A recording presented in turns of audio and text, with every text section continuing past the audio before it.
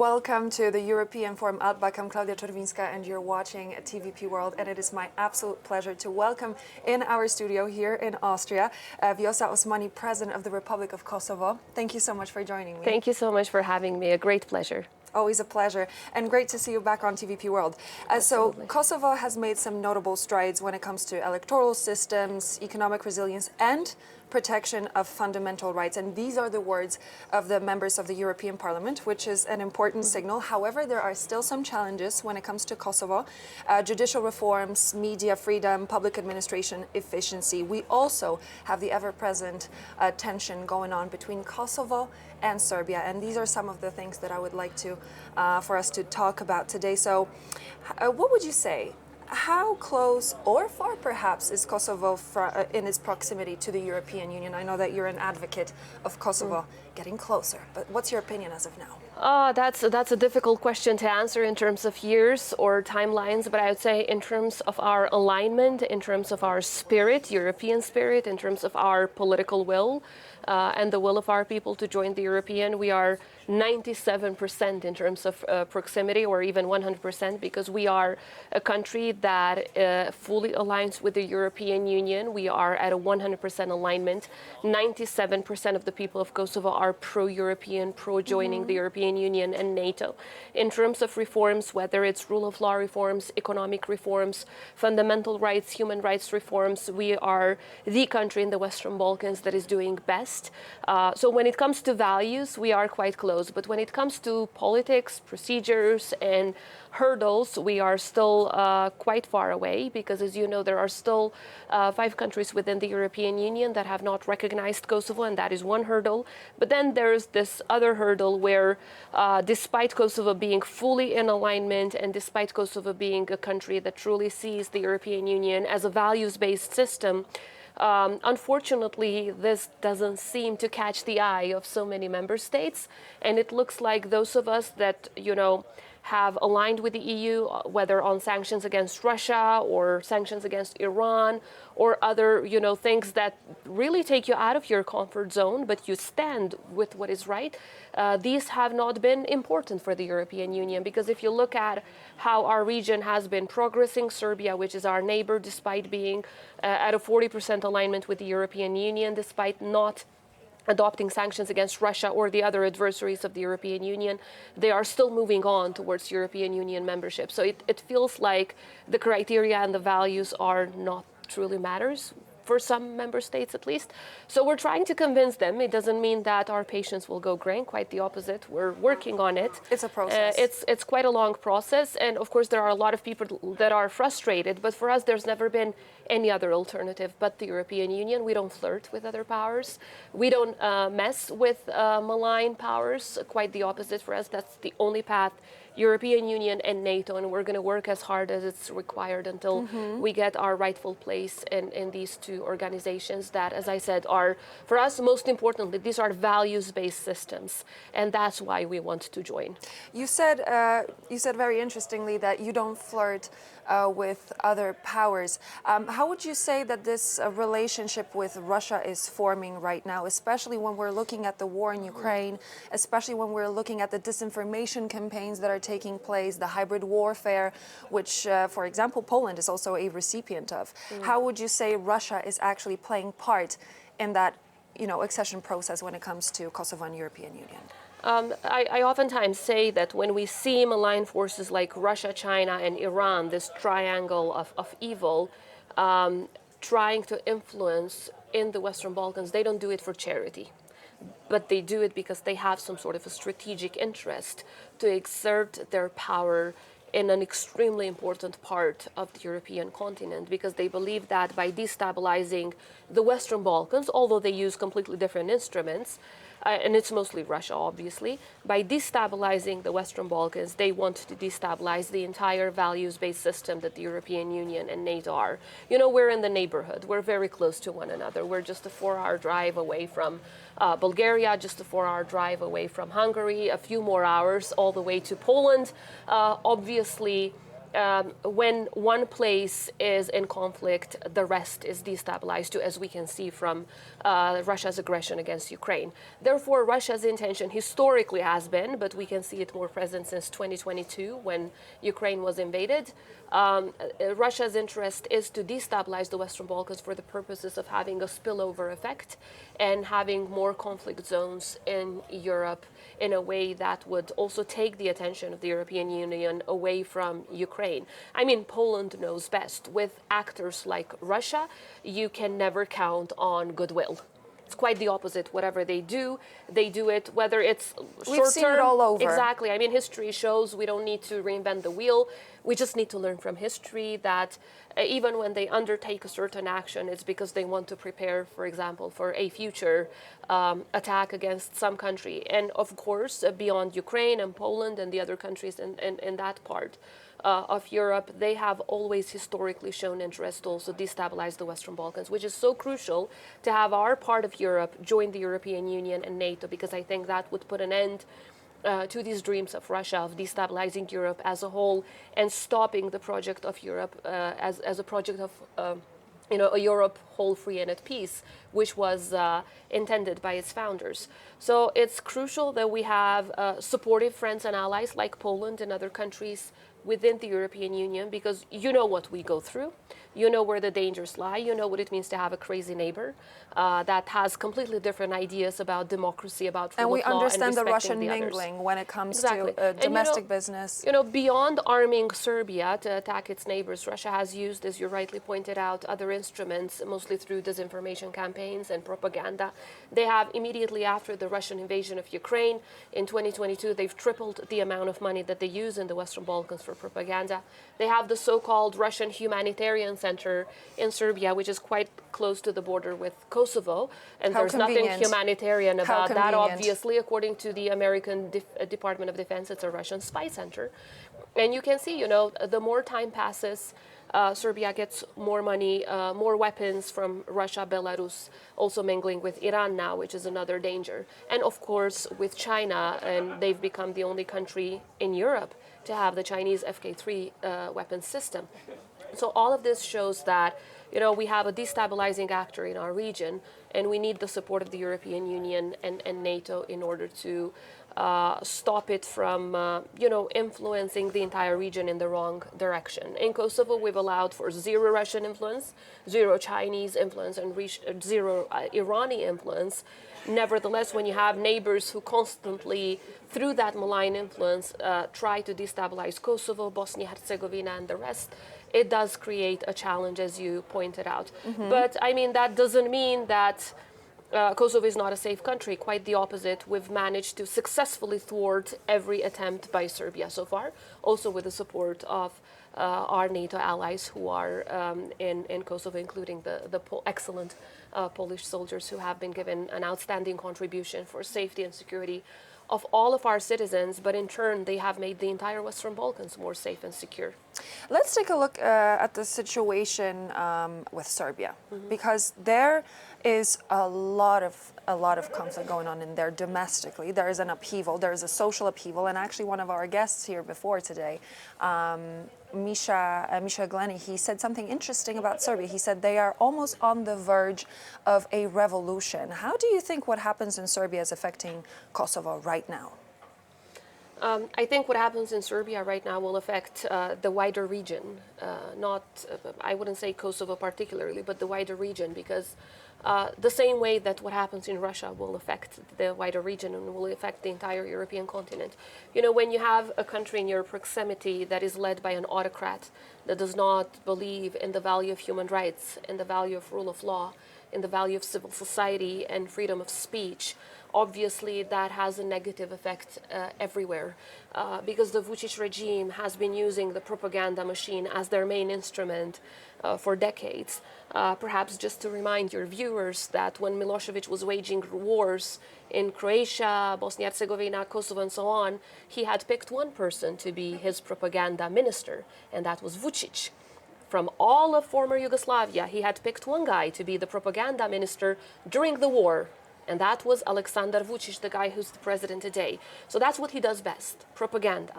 Unfortunately, he has used it in a way to kind of convince many in the West that, he's kind of sitting in two chairs and he's trying, to be in between Russia and the West and so on.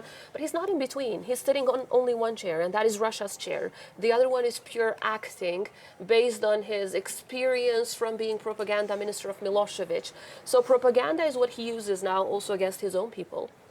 And I think it would be... there was this, pardon my interruption, but there was this televised address that he had for the people who are protesting, claiming that they will try to find a way to have a conversation about what's happening in Serbia. But they have, he's been saying that all along. But again, I don't want to meddle into the internal affairs of Serbia. I do understand that the students and the others are protesting for rule of law. They're protesting against corruption.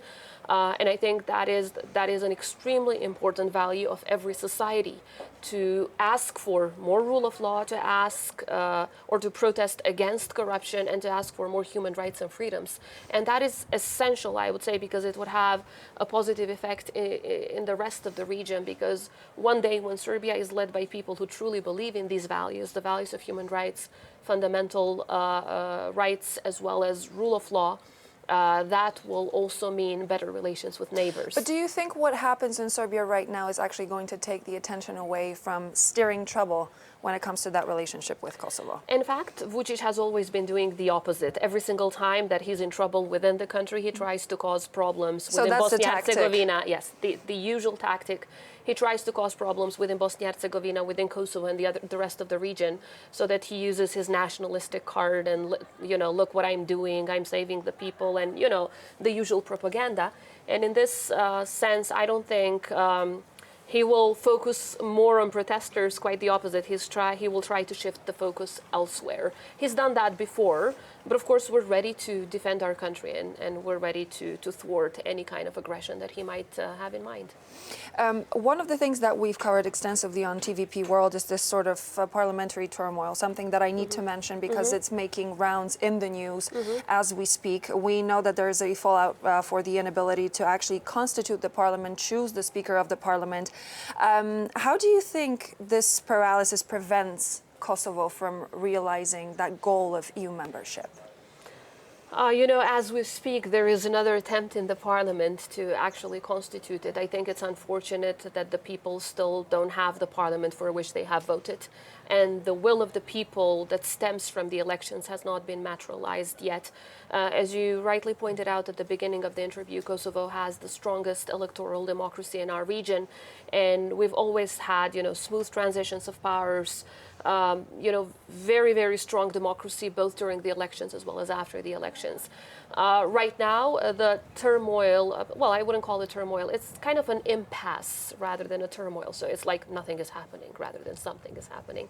So the point is, right now, there's a lack of a political agreement between political parties to form a coalition majority. Because the political parties don't want to work with one another. There's the lack of trust and quite a big polarization, I would say, which is unfortunate because Kosovo is losing out a lot. The more time we spend without a parliament and without a government that is voted by the new parliament, the more we are losing out European Union projects, the more we are losing out a window of opportunity that we have now with the new US administration that I've been working with in my meetings there.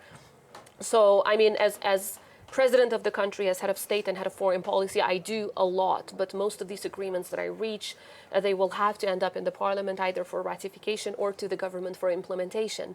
So we will need, the people of Kosovo will need to have an effective government with full powers and an effective parliament that can oversee the work of the government, because, as I said, we're a strong democracy with 3 layers of governance, and this has worked really well so far. I do hope, and of course I take the opportunity once again to call on all political parties to put the country's interests first and leave their differences aside and try to form a coalition and a parliamentary majority that will take Kosovo forward, because the world is not going to wait for us. Obviously, windows of opportunities open up just just a little bit for countries like us, and also And it's for a very important short to put time. the foot in the door. So catching the momentum is key because, as you know, the world is in a turmoil, and we can't pretend that we are a priority on anyone's table any longer. So to catch that momentum takes a lot of leadership, and I hope that this leadership will be exhibited by the political party leaders very soon. And we'll have a parliament. I mean, there will be many that will say, well, this happens in Europe. We had Belgium without a government for 2 years. We've had Austria without a government for 6 months. I do understand that, but we don't have that luxury.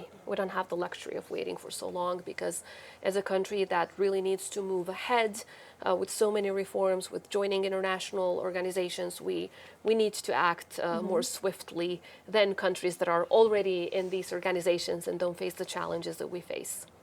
The domestic situation, how do you think foreign actors such as Russia, Iran, China, how do they interfere with the political processes that are taking place in Kosovo and possibly trying to influence the Balkan region?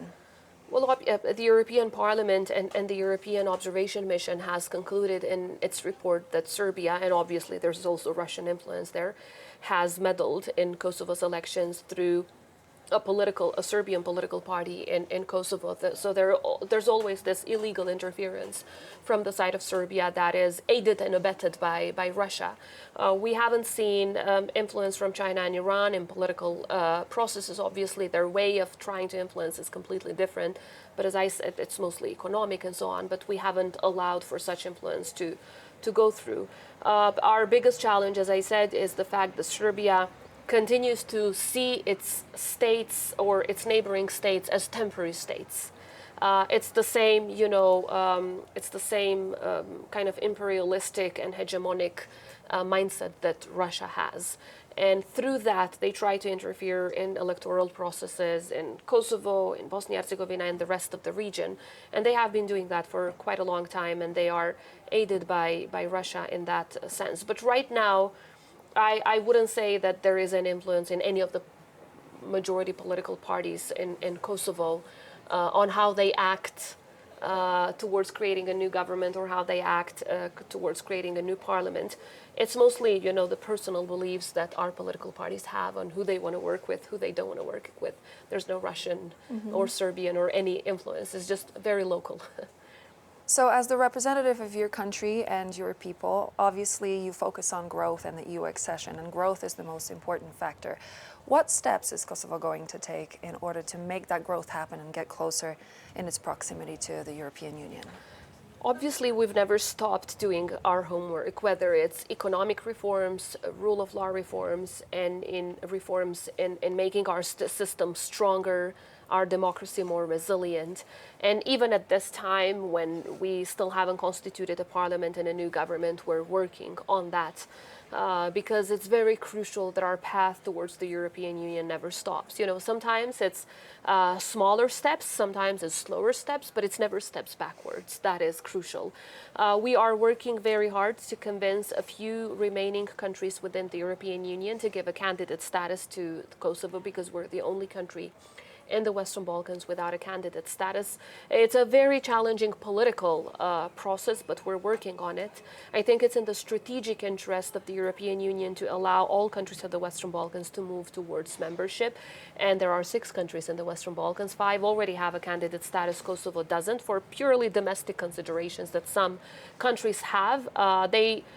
It's not like they have anything against Kosovo per se, but they have their own domestic problems.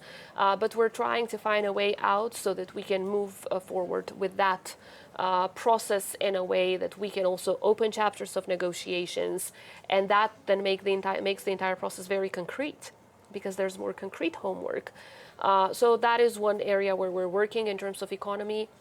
There's still so much that we have to do. Kosovo truly has the potential, being the country with the youngest population in Europe, a population that is, brilliant, tech-savvy, multilingual, that has traveled the world, gained so much experience, and can really contribute to Europe as a whole, not just to Kosovo, in terms of economic growth. So, as I said yesterday when talking to students here in Alpbach, it's about time that our region is seen as a potential. not as a burden for the European Union.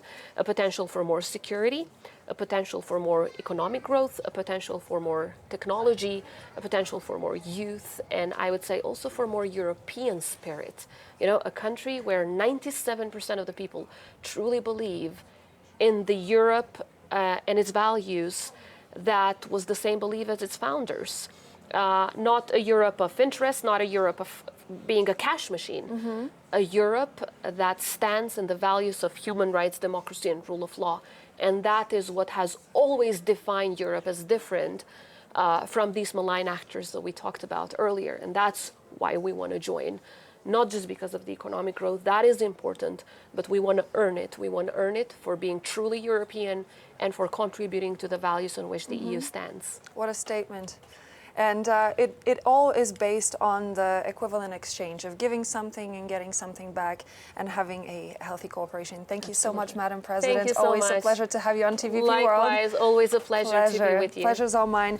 Vjosa Osmani, President of the Republic of Kosovo, was my guest. Thank you so much for joining us. I'm Claudia Czerwińska and you're watching TVP World.